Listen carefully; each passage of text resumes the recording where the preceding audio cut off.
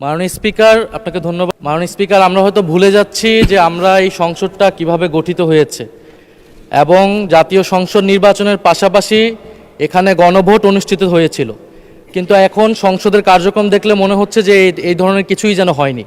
34, 35 Sunbit 1 চামচে 30+ বাসন পরিষ্কার।